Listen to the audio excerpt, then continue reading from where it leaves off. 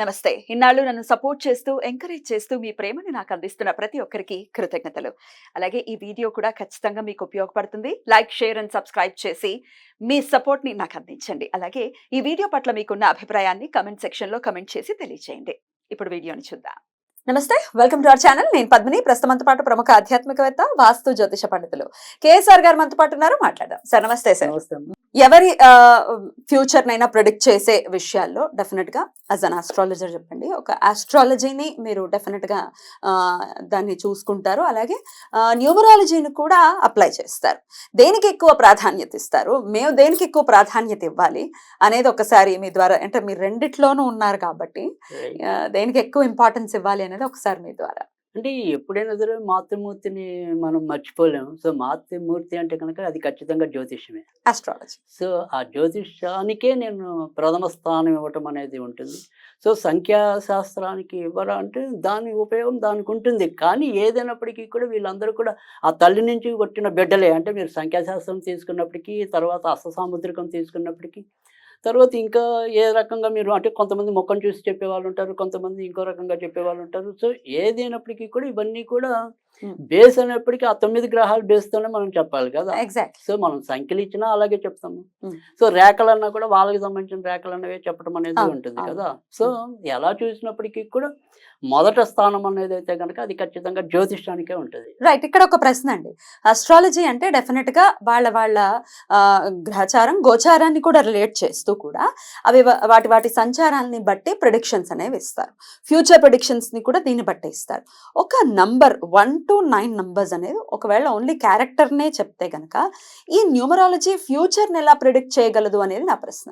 అలా అని కదా. అంటే ఇక్కడ మనకి కనుక కొన్ని అంటే అది యాదృచ్ఛికమా లేదంటే అందులో ఉండే కొంతవరకు గొప్పతనమా అనేది కనుక చూసినట్టయితే కనుక సంఖ్యాశాస్త్రంలోకి వచ్చేప్పటికి ఏంటంటే కనుక ఒక్కోసారి అంటే మన జీవితంలో అదే సంఖ్య ఎక్కువ శాతం పునరావృతం అవుతూ ఉండటం అనేది కూడా నేను ఎక్కువ మంది జాతకాల్లో గమనించడం అనేది. అంటే సపోజ్ ఇప్పుడు 2004లో మీకు ఉద్యోగం వచ్చింది అనుకోండి, అంటే 2-4 అనేప్పటికీ అక్కడ 6 అవుతుంది కదా. అలా 6 పరిభ్రమించేప్పుడల్లా కూడా మీకు ఉద్యోగంలో మార్పులు రావటం కానీ, కొంతవరకు ఏదైనా సరే ఒడిదుడుకులు కానీ ఏమైనా అవ్వచ్చు, నెగటివ్ అవ్వచ్చు, పాజిటివ్ అవ్వచ్చు. అది ఆ సంఖ్య మీద ఎక్కువ ప్రభావం చూపించడం అనేది కూడా ఉంటుంది. అలాగే తర్వాత వచ్చేప్పటికి ఏంటంటే ఇక్కడ సంఖ్యాశాస్త్రంలోకి వచ్చేప్పటికి మనం ఏదైతే ఇప్పుడు సరే 2004 అనేప్పుడు అక్కడ 2-4 వచ్చింది. తర్వాత మనం మళ్ళీ ఇంకో సంవత్సరానికి వెళ్ళినప్పుడు అది ఏమవుతుంది, 2022 అయింది అనుకోండి, 3 రోజులు అవుతున్నాయి. 3 రోజులు అవుతున్నాయి. సో ఈ 3 రోజులకి వచ్చే అంతర్దశ అంటే ఇప్పుడు అక్కడ అది నెగిటివ్ ఉంటుందా పాజిటివ్ ఉంటుంది. అక్కడ 2004లో పాజిటివ్ ఉంది అనుకోండి, ఇక్కడ 3 రోజులు కాబట్టి ఒకసారి పాజిటివ్ ఉండకపోవచ్చు. చాలా. సో అందుకని పూర్తిగా కొట్టేయలేము. కానీ ఇక్కడ జ్యోతిష్యంలో ఉండే గొప్పతనం ఏంటి, సంఖ్యాశాస్త్రంలో కొంతవరకు మనకి అసౌకర్యం అనుకోండి, అది ఏంటి అని కనుక అంటే కనుక జ్యోతిష్యంలో ఎలా మనకి చాలా యాక్యురసీ అనేది ఎక్కువగా తీసుకురావడానికి అయితే ఉంటుంది. సో ఏ రకమైన యాక్యురసీ అంటే కనుక ఒక నడిచే దశే కాదు. ఇప్పుడు సపోజ్ ఏదైతే మనం అనేక మంది జాతకాలు చూసాం అనుకోండి, సో మిమ్మల్ని చూడగానే ఈ అమ్మాయి మీద ఎక్కడో ఏదో చంద్రుడి యొక్క ప్రభావం ఉందే అనిపించాలి నాకు. అది మీ జాతకంలో చూసినప్పుడు టాలీ అవ్వాలి. సో ఆయన ముక్కు కొద్దిగా కోనదేరి ఉంది అనుకుందాం అవతల ఆయనది. సో ఈయన మీద ఎక్కడక్కడ కుజుడి ప్రభావం ఉండాలి. అంగశాస్త్రాన్ని బట్టి మీరు అంటే అంగశాస్త్రం కదా, ఈ జ్యోతిష్యం నుంచి వచ్చిన దాన్ని బట్టి మనం చెప్పే వాటిలో ఒకసారి యాక్యురసీ, వాళ్ళు ఇచ్చిన టైంలో ఒకసారి యాక్యురసీ ఉందా లేదా, దాన్ని దీన్ని మిళితం చేస్తారు. అదే నేను అంటున్నాను. సో అది మనం ఏమంటామంటే ఇప్పుడు వాళ్ళు ఒక డేట్ ఆఫ్ బర్త్ ఇచ్చారు మనకి. ఈ డేట్ ఆఫ్ బర్త్ ఇచ్చినప్పుడు అది ఖచ్చితమా కాదా అనేది వాళ్ళ ముఖ లక్షణాలు బట్టి కూడా మనం కొంతవరకు టాలీ చేసుకున్నాం అనుకుంటాం. అదే న్యూమరాలజీ అంటే మనం అలా టాలీ చేయడం, వాళ్ళు ఏ నెంబర్ ఇచ్చారో ఆ నెంబర్ బట్టి వెళ్ళిపోగలుగుతాం. సో అది కొంత ఇబ్బంది అనేది ఉంటుంది. తర్వాత రెండోది వచ్చేప్పటికి ఏంటంటే ఆ ఒక్క నెంబర్ని బట్టి బేస్ చేసుకుని సంపూర్ణంగా యథార్థంగా చెప్పాలి అంటే కనుక, అంటే ఇప్పుడు అదే ఒక జ్యోతిష్యం ఉందనుకోండి, మనం మనకి దగ్గరికి వచ్చే క్లయింట్స్కి అయితే చెప్పం, కానీ నిజంగా చెప్పాలి అంటే కనుక కనీసం అటు 3 తరాలు ఇటు 3 తరాలు ఈజీగా చెప్పేయచ్చు. జ్యోతిషాన్ని బట్టి జ్యోతిషాన్ని బట్టి అయితే కనుక మీ అమ్మగారు ఇలా ఉండేవాళ్ళు, మీ నాన్నగారు ఇలా ఉండేవాళ్ళు, మీ నాన్నగారు తాతగారు ఇలా ఉండేవాళ్ళు, అవన్నీ కూడా యాక్యురసీగా తీసుకురావచ్చు. మరి వీళ్ళ family members date of birth అంటే అవి నంబర్స్ ని లేకుండా బట్టి కూడా నేను అనేది న్యూమరాలజీలో ఒకవేళ ఇలా చెప్పాలి అనుకుంటే వీళ్ళ ఫ్యామిలీ మెంబర్స్ నంబర్స్ ని బట్టి కూడా అట్లా చెప్పలేమా మీ అమ్మగారు ఇలాగా అంటే నేనంటే ఇప్పుడు ఆ నంబర్లు తీసుకోకుండా కూడా చెప్పొచ్చు అంటున్నాను నేను. నంబర్స్ తీసుకో జ్యోతిష్యంలోకి వచ్చేప్పటికి వాళ్ళు నాకు ఏ వివరాలు ఇవ్వక్కర్లేదు కదా. అంటే అప్పుడు డేట్ ఆఫ్ బర్త్ ఇవ్వాలి అంతే. ఇక్కడ నెంబర్ బట్టి ఇప్పుడు ఆస్ట్రాలజీ ప్రకారం మామూలుగా న్యూమరాలజీ ప్రకారముగా ఆయన పలానా డేట్ ఆఫ్ బర్త్ ఇచ్చాడు సంవత్సరం ఇదే అని చెప్పి, సో ఆ సంవత్సరం బట్టి వాళ్ళ తల్లిదండ్రులు ఇలా ఉంటారేమో అంటాం కానీ వాళ్ళ యొక్క భవిష్యత్తు అంతా నిర్ధారించడం. అంటే ఇక్కడ అదే జ్యోతిష్యంలోకి వచ్చినప్పుడు వాళ్ళ నాన్నగారు ఉంది, సో వాళ్ళ నాన్నగారు పోయారు అనుకుందాం, వాళ్ళ నాన్నగారికి ఇప్పుడు తద్దినాలు సరిగ్గా జరుగుతున్నాయి లేదా అనేది మనం చెప్పొచ్చు జ్యోతిష్యంలో. అక్కడ న్యూమరాలజీలో ఎలా చెప్తారు, చెప్పలేరు. సో ఇక్కడ ఏదైతే దశ ఉందో దశని బట్టి మనం అంచనా వేసి మీ నాన్నగారికి మీరేం కరెక్ట్ గా చేయట్లేదు అని మనం ఈజీగా చెప్పేయచ్చు. న్యూమరాలజీని బట్టి అది పట్టుకోవడం కష్టం ఉంటుంది. సో అందుకని ఎలా చూసినప్పటికీ కూడా మొదటి స్థానం అయితే కనుక ఖచ్చితంగా జ్యోతిష్యమే ఇస్తాం. కానీ న్యూమరాలజీ మరి ఎందుకు అనొచ్చు.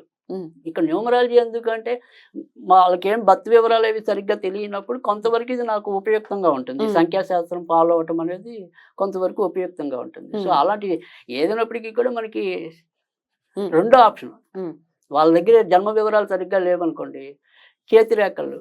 కానీ నాకు చూసినంత వరకు అంటే చేతి రేఖలు నేను ఎందుకు నేర్చుకోలేదు అంటే గనక ఇక్కడ మళ్ళీ 3 తీసుకొస్తాను నేను. అంటే ఒరిజినల్ జ్యోతిష్యము, తర్వాత సంఖ్యాశాస్త్రము, తర్వాత హస్త సాముద్రికము. ఈ 3 పోలిస్తే మటుకు తర్వాత స్థానం అయితే కనుక నేను తప్పకుండా సంఖ్యాశాస్త్రానికే ఇస్తాను. సో ఈ చేతి రేఖలకు వచ్చేప్పటికి ఏంటంటే ఒక పాస్ట్ అంటే జరిగిపోయింది ఏదైనా కానీ కొంతవరకు ఈజీగా చెప్పచ్చు, తెలుస్తుందండి, కొద్దిగా తెలుస్తుంది. కానీ తర్వాత వచ్చి అంచనా వేయటం అనేది కొద్దిగా కష్టం ఉంటుంది.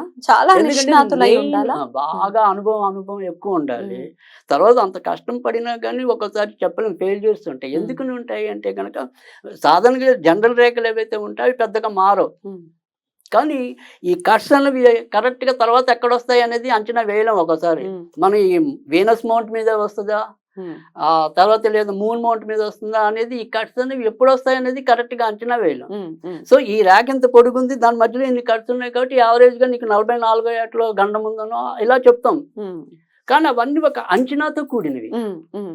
సో అంచనా అనేది ఎప్పుడు కూడా కరెక్ట్ మెథడ్ కాదు. సో ఏదైనా సరే ఖచ్చితమైన మెథడ్ ఏదైతే ఉంటుందో దాని ప్రకారం చెప్పినప్పుడే ఎక్కువ మనకి ప్రజలు నమ్ముతారు. ఈ శాస్త్రం కూడా కొనసాగించబడుతుంది. తప్పకుండా. ఆస్ట్రాలజీలో మీకు ఎన్నేళ్ల అనుభవం ఉందండి? అంటే ఆస్ట్రాలజీ అంటే ఇంచుమించుగా నేను 2001లో వచ్చాను. దాన్ని ప్రొఫెషన్ గా మార్చుకున్నది అయితే కనుక 2003లో మార్చుకున్నాను. 2003, 20 ఏళ్ళు దాటింది ఎక్స్పీరియన్స్. అది అప్పుడే యాక్చువల్ గా చెప్పాలంటే కనుక ఇవాళ రోజుల్లో అయితే కృష్ణమూర్తి పద్ధతి అనేది ప్రతి ఒక్కరు నేర్చుకుంటున్నారు. నేను నేర్చుకుంటున్న టైంలో అయితే నాకు పెద్దగా దానికి మార్గనిర్దేశకం చేసిన వాళ్ళు అయితే కనుక చాలా తక్కువ. ఎందుకంటే మన తెలుగు రాష్ట్రాల్లో అప్పటికి ఇంకా సాంప్రదాయబద్ధమైన జ్యోతిష్యమే నడుస్తుంది తప్ప కృష్ణమూర్తి పద్ధతి అనేది నడవట్లేదు. అప్పుడే మొదటి నుంచి మీరు కేపీని ఫాలో చేస్తున్నారా? నేర్చుకోవటమే కృష్ణమూర్తి పద్ధతి నేర్చుకుంటూ. ఎందుకు అలాగా కృష్ణమూర్తి పద్ధతిని ఎందుకు అవలంబించారు? అంటే ఇక్కడ నాకు ఏమనిపించింది అంటే కనుక ఏదైతే మన యొక్క పూర్వ గ్రంథాలు కనుక పరిశీలించినట్టయితే కనుక ఏమంటే ఉత్తర కాలామృతం అని, మాధవీయం అని ఇలా బోలెడు పుస్తకాలు ఉన్నాయి. సో ఆ పుస్తకాల్లో వాడిన నాలెడ్జ్ నాకు ఎక్కల. అంటే ఇప్పుడు మేము జర్నలిజం కోర్స్ నుంచి రావటం వల్ల ఏంటంటే వాడు నేర్పే పద్ధతి ఏది ఉన్నా కూడా మనం రాసే పద్ధతి వేరే ఉంటుంది. సో అక్కడ మనం చదువుకునే పద్ధతి ఏది ఉన్నప్పటికీ కూడా ఇక్కడ మాట్లాడే పద్ధతి కానీ మనం గుర్తించే పద్ధతి కానీ ఒకటి ఉంటుంది. వాడేమంటాడు పాత పుస్తకాల్లో మీకు ఏదైనా సరే సప్తమ అష్టమ గ్రహాలు గనక పరివర్తన చెందితే గనక అనేక మంది అమ్మాయిలతో రమిస్తారు అని ఉంటుంది. సో అంత గ్రాంధిక భాష ఉంటుంది. సో ఆ గ్రహం ఈ గ్రహం వాళ్ళిద్దరూ అలా మారితే రమిస్తారా, అది పరిశోధన.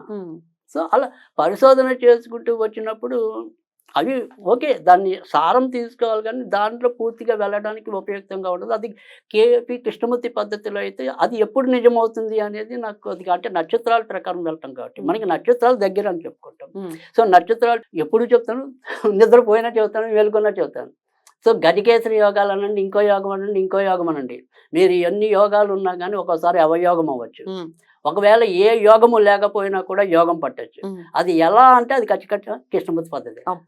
బ్యూటిఫుల్. అయితే ఇంకొకసారి ఎప్పుడైనా ఏమిటి కృష్ణమూర్తి పద్ధతి అనేది ఒకసారి మీరు వివరించండి. తప్పకుండా. ఎంతో కొంత ఉపయుక్తం అవుతుంది ప్రజలకి, ఎందుకంటే అక్యురసీ మ్యాటర్స్ ఇక్కడ. రైట్. రైట్ సార్, Okay, చాలా thank you. అద్భుతంగా వివరించారు. కృతజ్ఞతలు. Thank you, నమస్కారం.